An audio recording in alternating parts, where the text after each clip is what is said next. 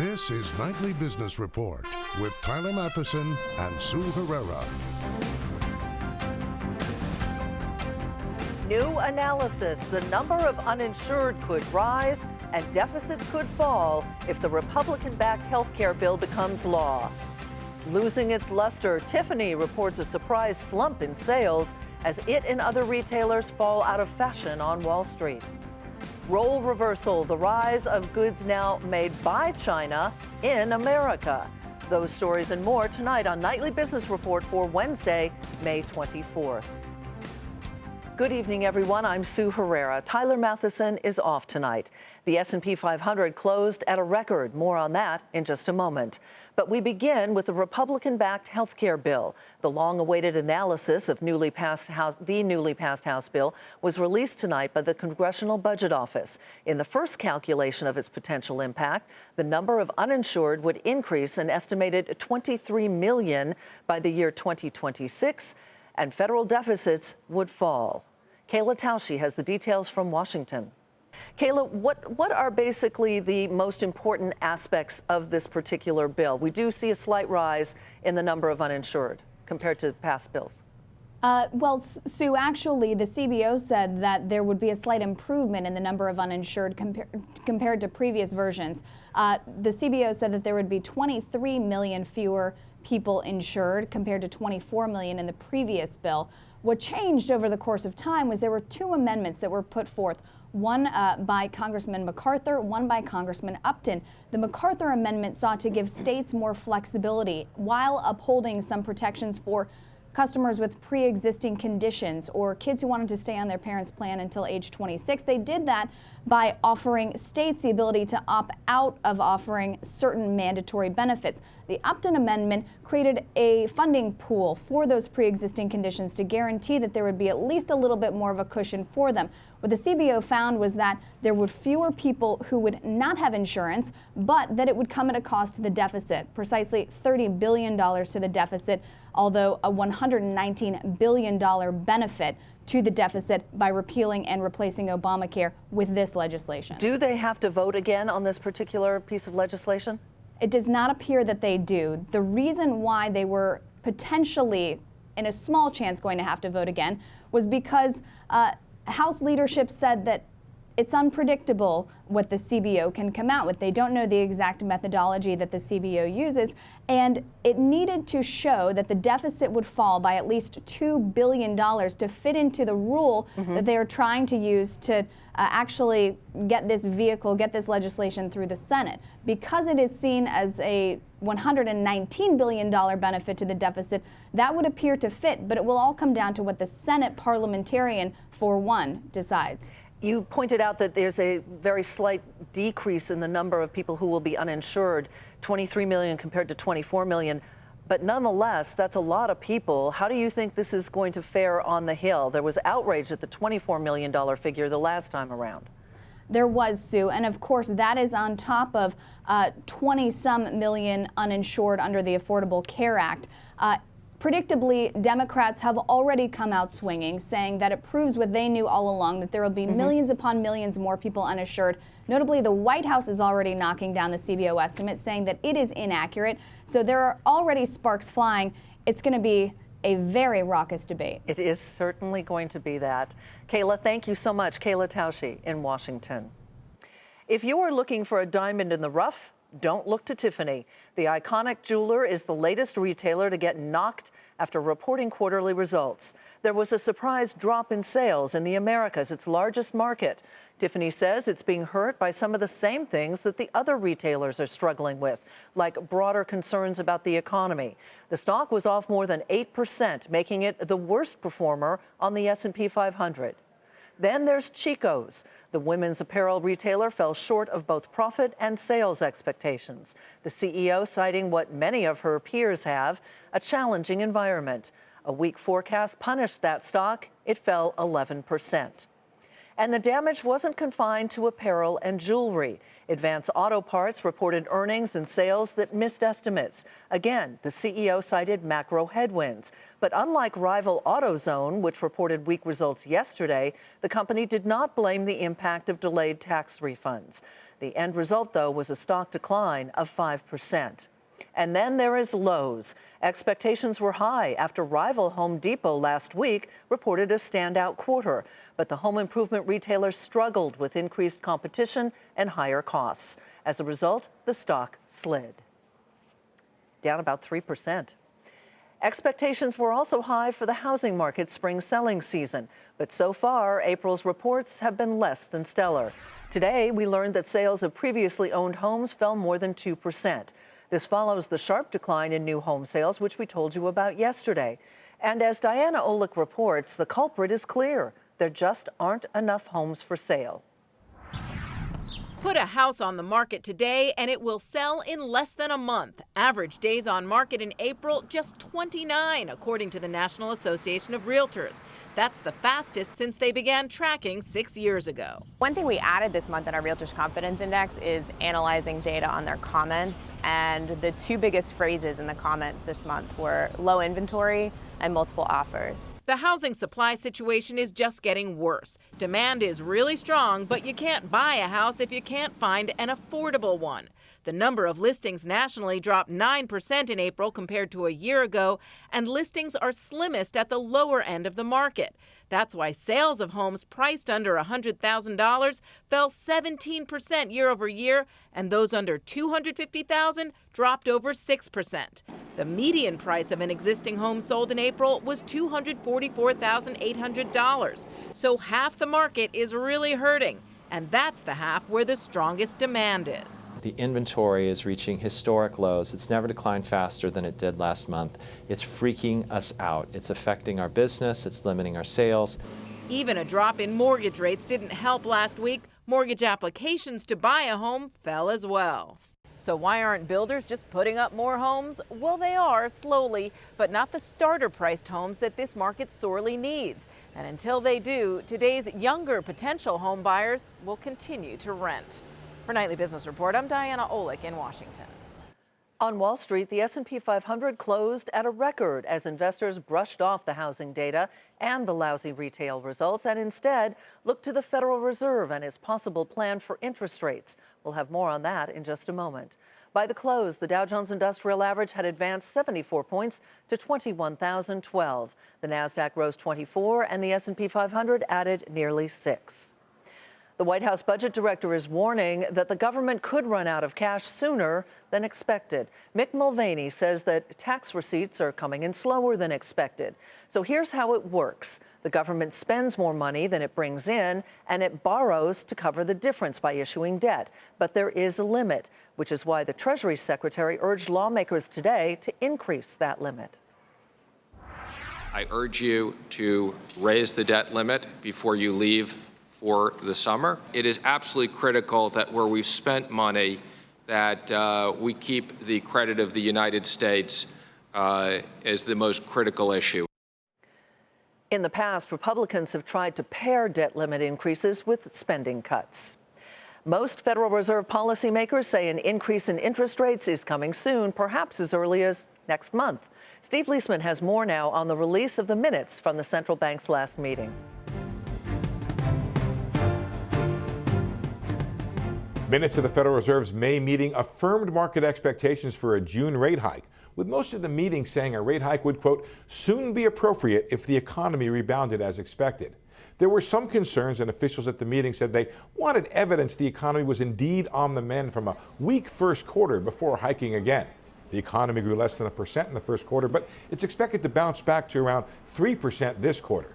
There's also some worry about recent soft inflation readings and deep uncertainty over the timing of any fiscal stimulus from the White House and Congress.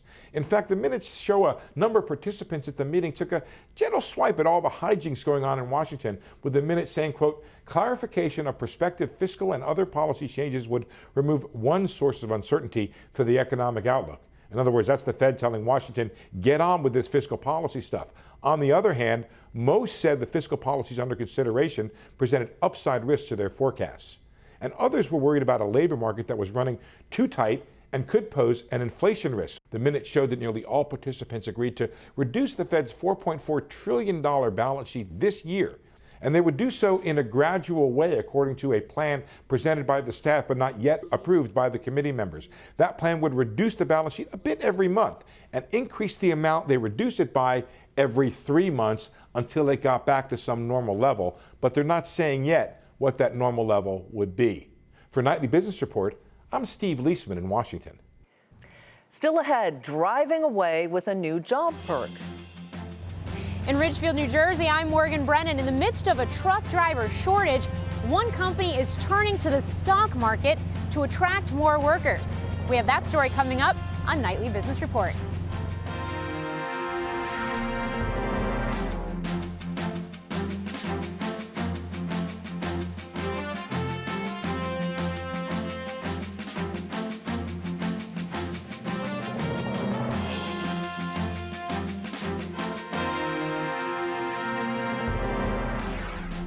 Congressional Democrats are asking Deutsche Bank for information on President Trump's accounts. That request is part of the investigation into alleged ties between his campaign and Russia. Democratic lawmakers are trying to determine if loans for the president's real estate business were backed by the Russian government. Iraq and Iran both say that they support extending oil production cuts. At a meeting in Vienna, the oil ministers from those countries say that they're ready to back a deal through the first quarter of next year. Iran and Iraq are critical because they are the second and third biggest producers. Today, the price of domestic crude fell just slightly. China's debt rating was cut by Moody's for the first time in nearly 3 decades. That country's rising debt and slower growth prompted the rating agency's move, which could mean higher borrowing costs for the world's second largest economy. The Chinese government called the downgrade inappropriate. For years, as you probably know, there's been talk about Chinese workers taking American jobs. But now there seems to be a new trend that's creating jobs in the U.S. Eunice Yoon is in Hangzhou.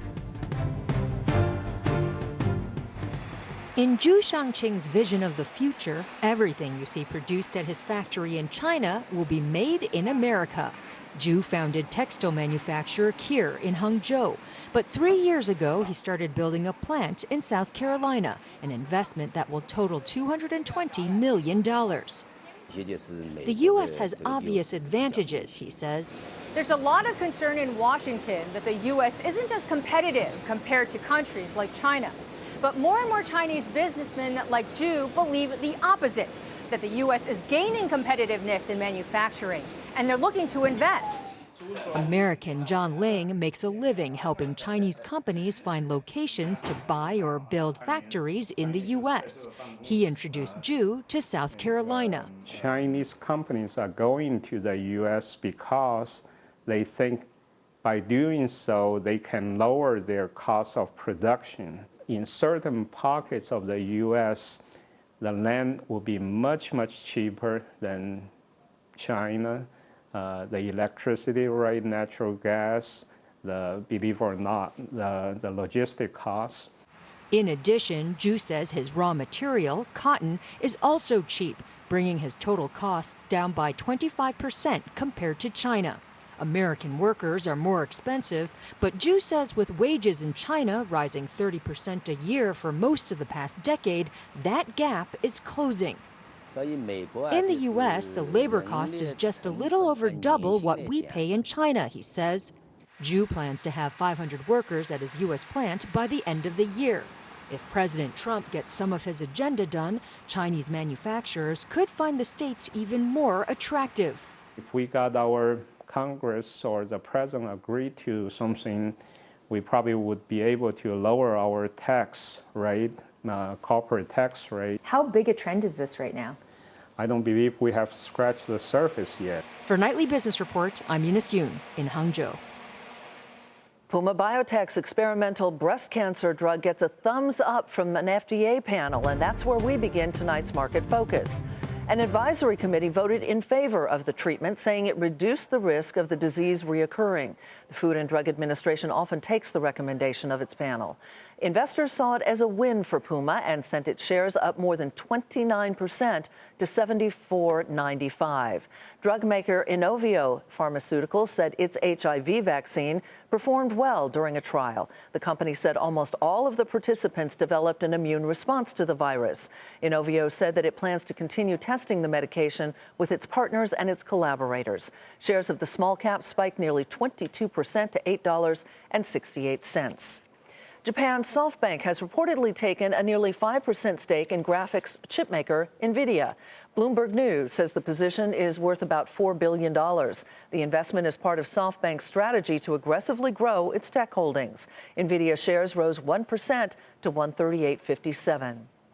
American Eagle and private equity firm Cerberus have reportedly teamed up to make a takeover bid for the teen apparel retailer Abercrombie & Fitch. The Wall Street Journal says the two aren't the only interested parties, though. Clothing chain Express and other buyout firms could be potential suitors. American Eagle rose 2% to $11.32. Abercrombie took off, up nearly 6% to $12.89. Home furnishings retailer Williams-Sonoma beat profit expectations, saying results were helped by improvements in its Pottery Barn brand. Revenue was in line with estimates, and the company gave an upbeat forecast for the current quarter. Shares initially popped in after-hours trading and also ended the regular day up 1% to $49.61. And the clothing retailer Guess said strength in its foreign markets helped it post a narrower than expected loss. The company also reported revenue grew and topped estimates, but its quarterly outlook for earnings disappointed the street. Even so, shares initially took off in after-hours trading, but they ended the regular session down a fraction to $9.98. A new company is trying to throw a jolt into America's pickup market with a new strategy. It is rolling out an electric truck. Phil LeBeau takes us for a ride. In the world of pickups, change comes slowly. For years, GM, Ford, and Chrysler have led the market with heavy-duty trucks that take a beating day after day and keep on rolling. So why does Workhorse think its new pickup can cut into the Big Three's truck dominance? Primarily because it's electric. We think we'll save an average fleet over the 10 years they might own their pickup truck $35,000 to $40,000. Again, fairly conservatively, considering the gas, that calculates gas to stay at where it is for 10 years. For utility operators, construction firms, and other businesses where workers put millions of miles on their company pickups, saving money on gas could be a game changer.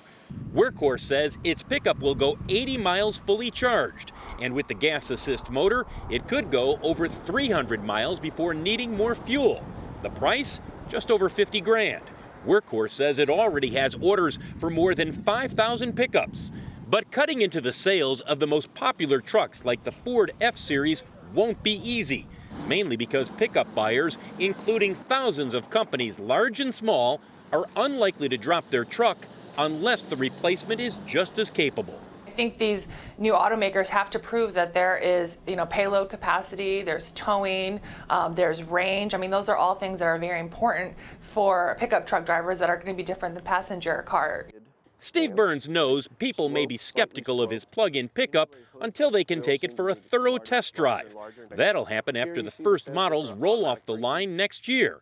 But already, he's considering extending sales to include retail customers. It's a good-looking vehicle. You get 75 miles per gallon, and they can feel safe in it. So, and it's fast and fun to drive. It's completely silent when it's on electric mode. So, I think we thought consumers would be a few years out for us, but it might be sooner rather than later. Workhorse may be the first plug-in pickup to hit the market, but it certainly won't be the last. Tesla is also working on an electric pickup truck, and you can bet that as battery costs drop, the Big Three will also start looking at developing electric pickup trucks. Phil LeBeau, Nightly Business Report, Chicago. And if you drive a truck for a living, one company just made the job a little bit more financially enticing. Morgan Brennan reports on the new job perk.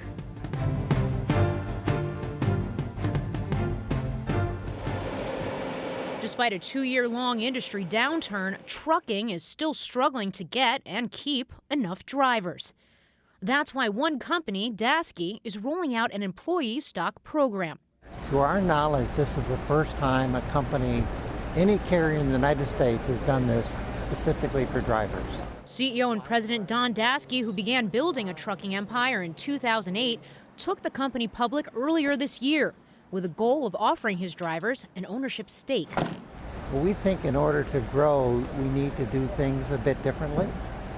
And a stock plan for drivers is a way to think out of the box to help our drivers, at the same time attract the drivers we need in order to grow. Daskey, which owns many trucking fleets, is the largest operator of flatbed trucks in the U.S. It's a small cap stock, but one with big ambitions to double in size through acquisitions over the next 3 years. Through the new plan, drivers and other employees will get grants after a full quarter with the company that vest incrementally over 5 years. The initial reaction from company drivers? It's not normal, and somebody to give us ownership of the company, legitimate real ownership, is impressive. I think it's a great idea. You know, not a lot of bosses, especially owners of companies, would be willing to give, lower truck drivers and all of the other smaller employees, just give them free money pretty much. For both men, this will mark their first forays into the world of equity investing. It's the latest example of how trucking companies are responding to a tight labor market. Responses that also include higher pay, more benefits like health care, even newer, more comfortable trucks. There are so many companies going out there and trying to get a limited pool of truck drivers that they are looking at different ways to attract drivers to their companies. They're constantly looking at, not only raising pay, but what can they do in terms of benefits. The American Trucking Associations estimate the industry is facing a shortfall of 48,000 drivers. Though truckers say the work can be grueling, meaning from their perspective, it's about getting compensated for a tough job. Taking care of the driver, that's what causes churn. When you're just a number, you're always looking for the greener pasture. When you find something that's good, you want to stick with it. And receiving stock in a publicly traded company, Boren says, is one way to make it good. For Nightly Business Report, I'm Morgan Brennan in Ridgefield, New Jersey. Uber admits to underpaying New York City drivers by millions of dollars. The ride-hailing company said it plans to refund the money after miscalculating its commissions for the past 2.5 years. It is the second time in 2 months that Uber has acknowledged a mistake with worker pay. Coming up, feeling overworked? Why American workers are leaving a ton of vacation time on the table.